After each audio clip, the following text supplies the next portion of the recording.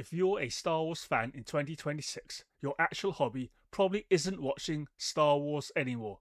Your hobby is watching Lucasfilm announce a massive, groundbreaking new project and then quietly pretending it never existed 3 years later.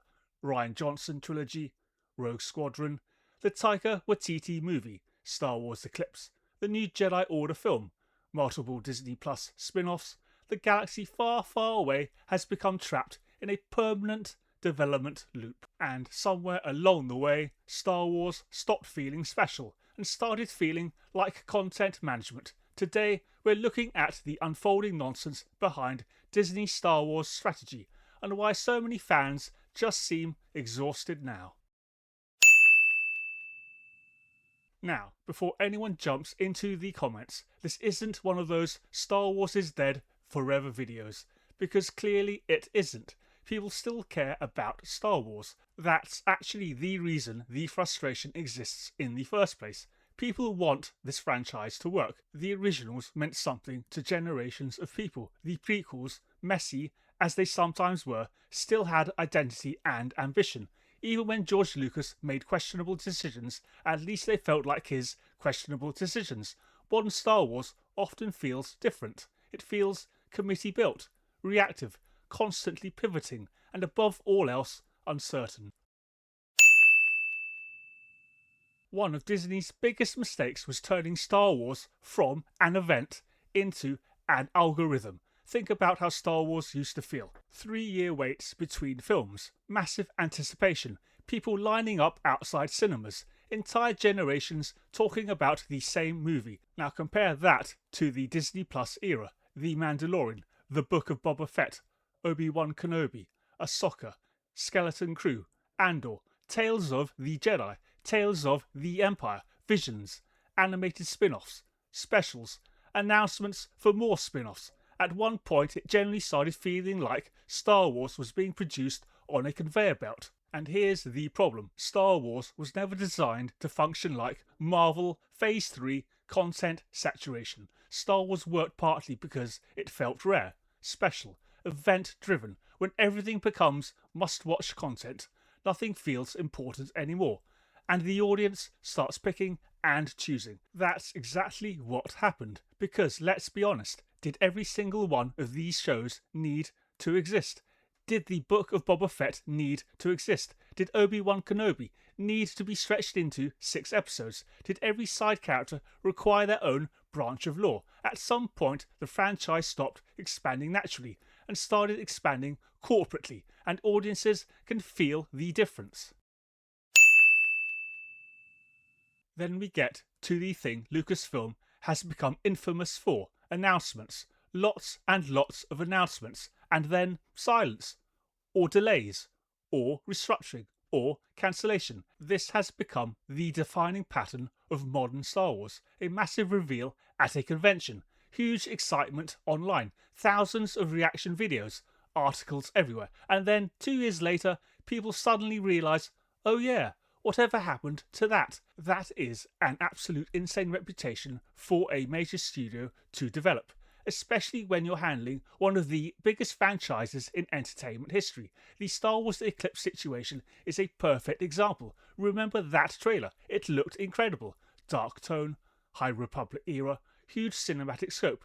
People thought this was the next major evolution of Star Wars gaming. Fast forward years later, and we've barely seen anything substantial. Reports of development problems, reports of slow progress, reports of internal struggles. It starts feeling less like a product in active development and more like a concept trailer that escaped too early. And it isn't just games. Look at the film slate. How many Star Wars movies have been announced, only to vanish into hyperspace? At this point, fans almost expect cancellations.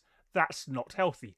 That damages trust in the brand itself, because eventually audiences stop emotionally investing in announcements altogether.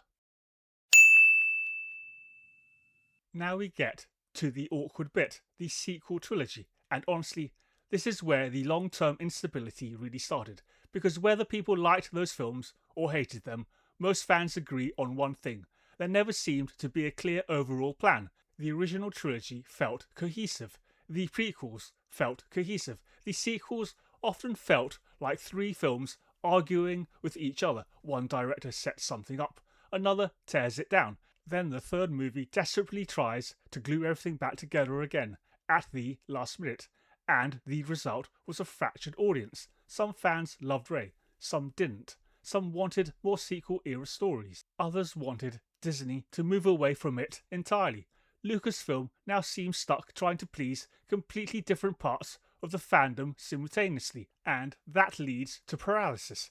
That's why the company keeps retreating to safer territory.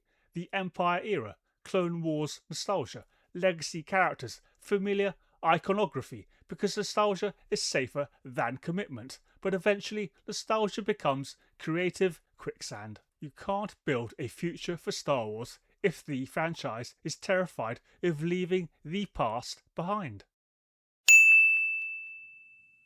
The weird thing is, I don't even think most fans are angry anymore. I think a lot of them are just tired. Tired of outrage cycles, tired of endless announcements, tired of hearing about projects that may never happen, tired of every single discussion becoming a culture war battlefield online. And honestly, the YouTube ecosystem around Star Wars probably made this even worse. Every rumour becomes a catastrophe. Every delay becomes the end of Star Wars. Every casting choice becomes a civil war. It becomes exhausting. And eventually, people mentally disengage. Not because they hate Star Wars, but because keeping up with Star Wars starts feeling like work. That's a major problem for Disney, because once audiences emotionally disconnect from the release cycle, you lose momentum, and momentum is everything in franchise entertainment. The strange thing is, the solution probably isn't complicated. Slow down. Make fewer projects. Focus on quality. Make Star Wars feel important again, because right now, Disney seems trapped between two completely different strategies. One side wants endless streaming content, the other wants cinematic event experiences. And the franchise has been awkwardly bouncing between those ideas for years now. As somebody who grew up with the originals, that's probably the saddest part. Not anger, not outrage, just the feeling that Star Wars slowly stopped feeling magical. But what do you think? Are fans genuinely burned out now? Do you think Disney flooded the market with too much Star Wars? And do you still get excited when Lucasfilm announces a new project? Or do you immediately assume it'll be delayed, changed, or cancelled? Drop your thoughts in the comments below. And if you enjoy breaking down movie and TV nonsense like this, make sure to like, subscribe, and check out the rest of the channel, because modern Hollywood keeps giving us plenty to talk about. Thanks for watching, and I'll see you in the next breakdown.